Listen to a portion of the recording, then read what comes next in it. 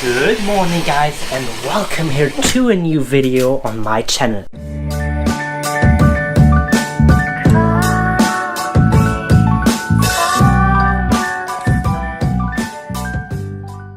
So as you can see, we have beautiful weather here in Kyoto, but we won't stay here in Kyoto because we're today driving with a train for more than 3 hours to Koya-San.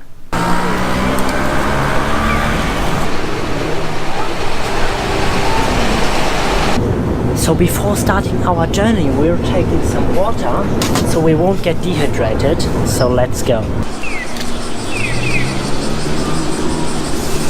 Again, some vending machines.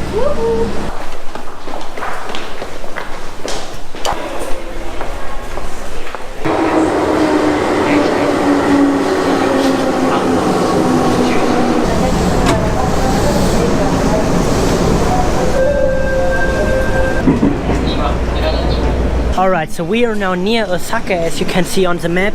Right here is Kyoto, here is Osaka, and down there is Koya-San. So we have the half of the travel already done. We are sitting now in the next cable car, and as you can see it's very steep, there is a hill, pretty awesome.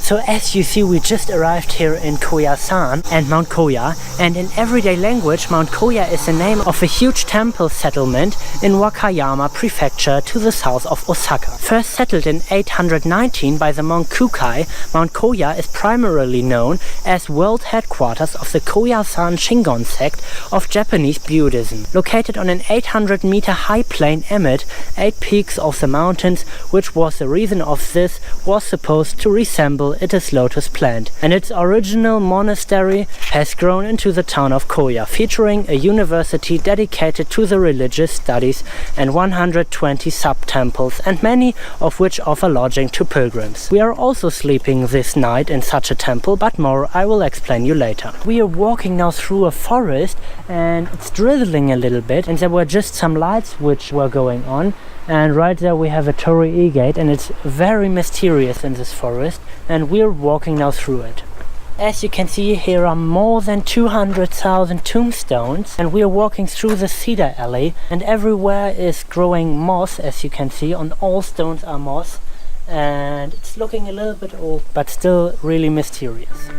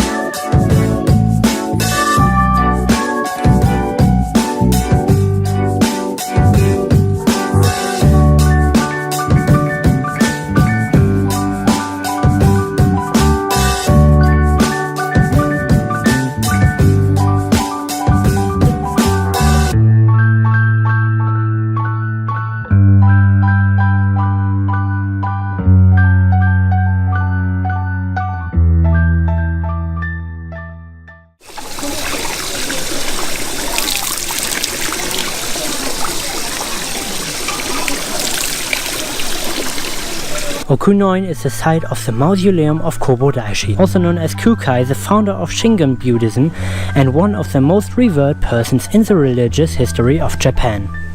Instead of having died, Kobodaishi is believed to rest in eternal mediation as he awaits Miruku, the Buddha of the future, and provides relief to those who ask for salvation in the meantime. Okunyon is one of the most sacred places in Japan and a popular pilgrimage spot. The Ichonashi Bridge is the first bridge, marks the traditional entrance to Okunyon, and visitors should bow to pay respect to Kobodaishi before crossing it. Across the bridge starts Okunyon Cemetery, the largest in Japan, with over 200,000 tombstones lining the almost 2-kilometer long approach to Kobodaishi's mausoleum.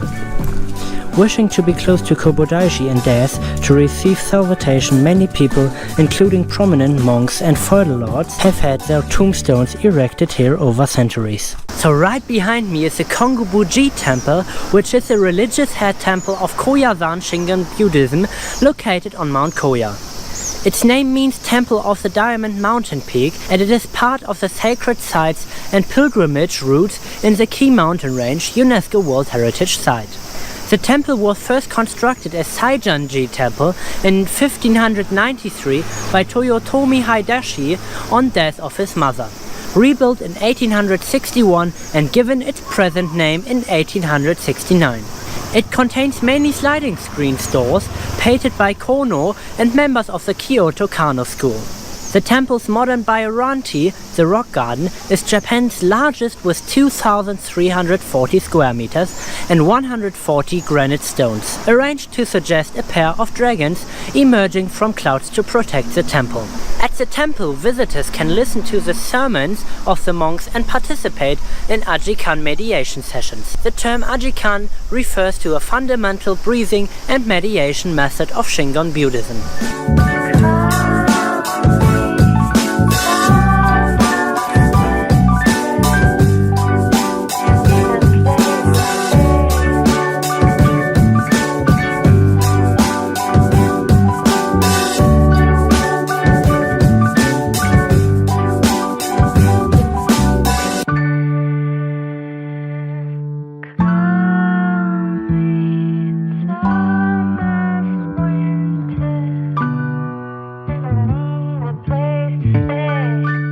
So we are now in the temple's rock garden. The first rock garden we saw was in MCee's vlog in the Seigan-ji temple, which was the most beautiful one. And here we are in the Japan's largest, with 2,340 square meters and 140 granite stones arranged to suggest a pair of dragons emerging from clouds to protect the temple.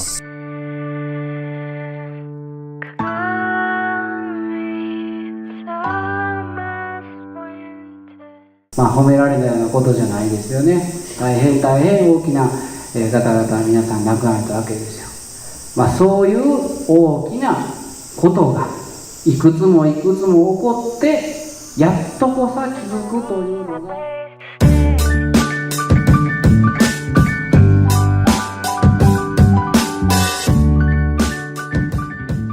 The main gate of Koya-San is the diamond or great gate, right behind me, and the gate to the dungeon going is called the Chumon or middle gate.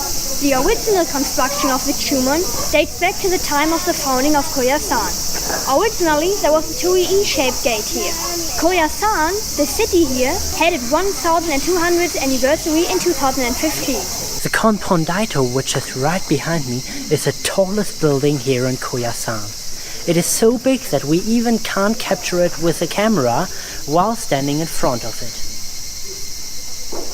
Architecturally, the Konpondaito is classified as an early form of a two-story pagoda. The body of the pagoda is circular, with a square lower story with an attached penroof and vaults. The majestic Konpondaito is today exactly as it was when it was first constructed, and it is known as a symbol of Koya-San.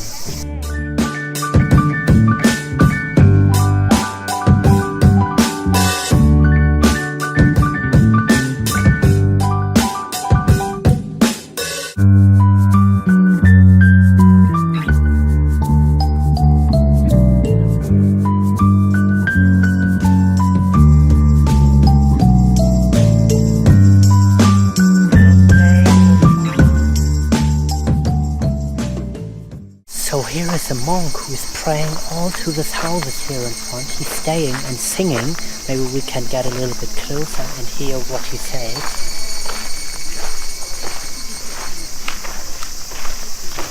Oh no, now he ended his prayer and is going away.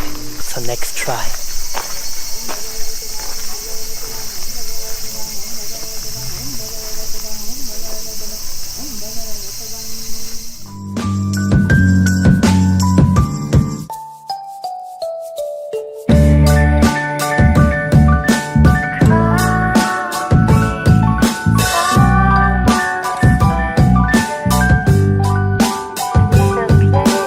So after visiting Koya-San, we arrived at our lodge where we are going to sleep tonight. Temple lodgings, also known as shukobo, are Buddhist temples that provide visiting pilgrims and tourists with overnight accommodation within their grounds.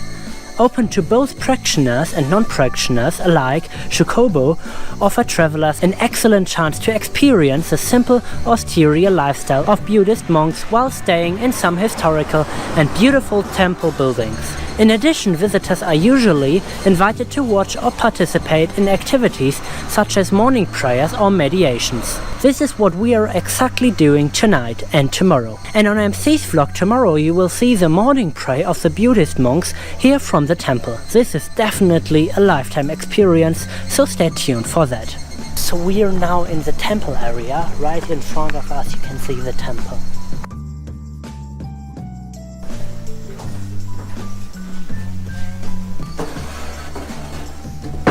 Alright, so we just arrived here in our room. As you can see, this is our room before our room. And right here we have the futon beds. And we just have the futon beds here in our room. We don't have any showers or any toilets here, so no bathroom here in this room. There are public bathrooms down there in the other floor, in the first floor. And as you can see here, we have the futon beds. And outside through the window we have a beautiful view into the forest. So our first impression from the temple is really good. We even got here a little present, a ring. It's a safety charm for good travel. And the monks were really nice, they were really awesome, and we even got here Wi-Fi. In the other ryokans where we stayed overnight, they don't have any Wi-Fi, so that is very awesome. And that's really funny that we have here Wi-Fi in a temple. That was an absolutely gorgeous meal. As you saw, we had a vegetable meal, so there was neither meat nor fish. So if you liked this day today, make sure to give this video a thumb up. You also leave us some comments down below, and you don't forget to subscribe to MCee's and to my channel. So see you tomorrow in the next video on MCee's channel. Bye!